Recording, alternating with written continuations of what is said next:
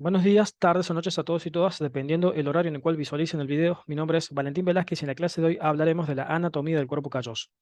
El cuerpo calloso es una sustancia, es una estructura conformada por sustancia blanca que se ubica por debajo de la hoz del cerebro y del seno sagital inferior y por encima de los ventrículos laterales.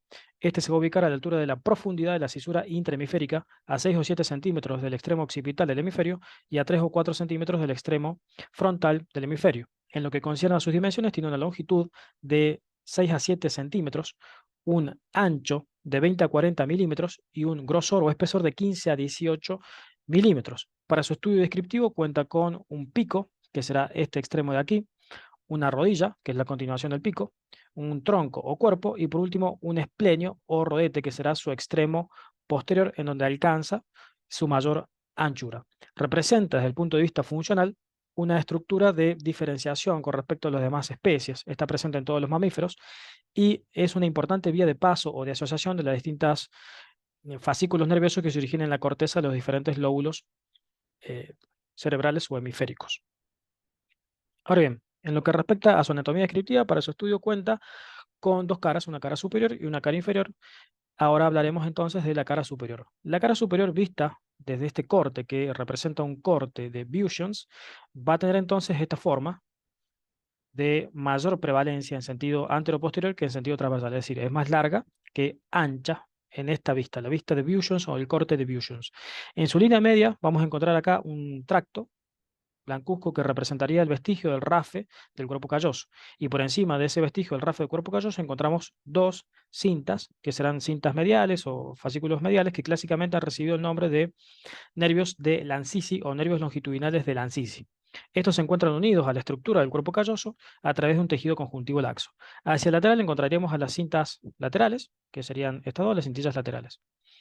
En todo su espesor veríamos una delgada capa de sustancia gris que se denomina inducium grisium. ¿Sí? El inducium grisium es una delgada capa de sustancia gris que se ubica en la cara superior del cuerpo calloso.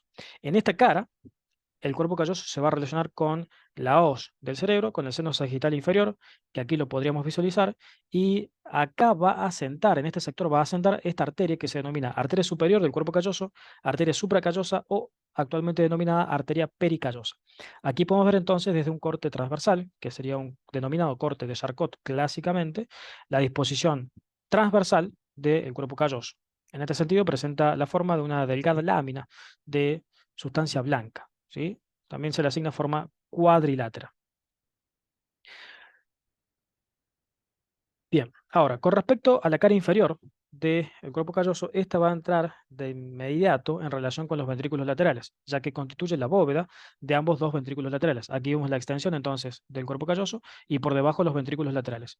Hacia inferior va a estar en relación inmediata y va a recibir la inserción de una estructura que se denomina septum lucidum o septum pellucidum, que es un componente nervioso que está en directa relación con el sentido de la olfacción.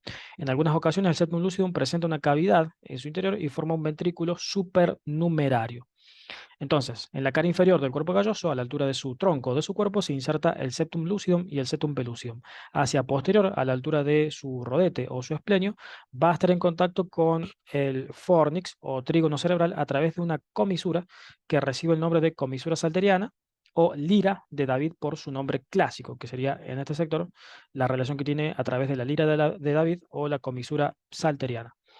Ahora bien, en el segmento posterior, lo que sería este de aquí en este sector, el cuerpo calloso va a estar separado a través de unos pequeños fascículos de su sustancia blanca que configuran el labio superior de la hendidura cerebral de Bichat, de la glándula pineal, que allí la podemos visualizar pequeña, y de los tubérculos cuadrigéminos o colículos cerebrales. Se va a encontrar separada por unos delgados fascículos de sustancia blanca que reciben el nombre de, o van a formar, perdón, la hendidura, el labio inferior de la hendidura cerebral de Bichat.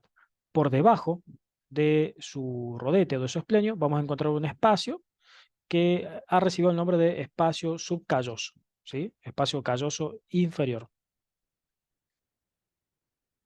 Bien, ahora con respecto a sus conexiones y a su constitución anatómica, vamos a encontrar en él las conexiones a través de unas estructuras que se denominan forceps menor, forceps mayor, corona radiada, que llegaría aquí, y por último el tapetum, ¿sí? Con respecto al forceps menor, este va a llegar al extremo anterior del cuerpo calloso, es decir, a su rodilla, y va a representar la asociación entre los lóbulos orbitarios y los lóbulos frontales. Específicamente va a representar la asociación entre las dos cortezas prefrontales. Ahora bien, en lo que concierne a sus bordes laterales, le van a llegar algunos fascículos de esta que visualizamos aquí en este corte, que representan los fascículos nerviosos de la corona radiada. La corona radiada se divide en tres pedículos: un pedículo anterior que va a dirigir fibras pertenecientes del lóbulo frontal y el lóbulo óptico hacia el tálamo, y que algunas van a pasar sobre el cuerpo calloso; una fibra, un pedúnculo superior o medio, que va a traer fibras de la región temporoparietal; y por último, un pedúnculo posterior que va a traer fibras de la región calcarina del lóbulo occipital hacia el tálamo. Algunas de estas, nuevamente mencionamos, hacen relevo a la altura del cuerpo calloso. Por último, tenemos aquí, por penúltimo, perdón, tenemos aquí al tapetum, ¿sí? Que va a representar la asociación entre la corteza temporal y la corteza occipital; y por último, el forceps mayor, que representa la asociación entre las dos cortezas occipitales que allí podemos visualizar. Gran parte de estas fibras se van a originar a partir de células piramidales que se encuentran presentes en las cortezas cerebrales de los lóbulos correspondientes.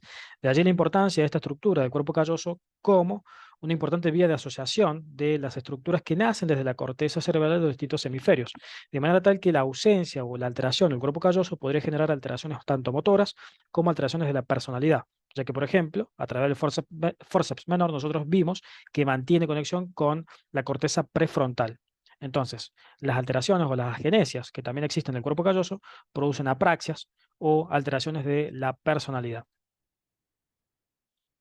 Bien, en lo que concierne a la vascularización de esta estructura, va a recibir a la altura de su rodilla y del tronco o cuerpo la irrigación proveniente de la arteria pericallosa, que allí le podemos visualizar, o arteria superior del cuerpo calloso, que es una rama colateral de la arteria cerebral anterior. Ahora bien, en su segmento posterior va a recibir algunas ramas procedentes de la arteria cerebral posterior, y en su segmento más anterior, lo que sería su pico, va a recibir algunas ramas provenientes de la arteria coroidea anterior.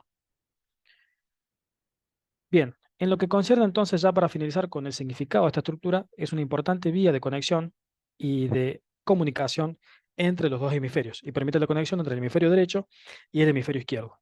Ya entonces mencionamos, por ejemplo aquí, en esta ilustración, podemos visualizar que existen agenesias, o sea, ausencia del cuerpo calloso. Esto atañe a trastornos motores, trastornos sensitivos, trastornos oculares. Muy bien, eso ha sido todo entonces con respecto a la anatomía del cuerpo calloso. Espero que les haya gustado y nos veríamos en el próximo video. Saludos.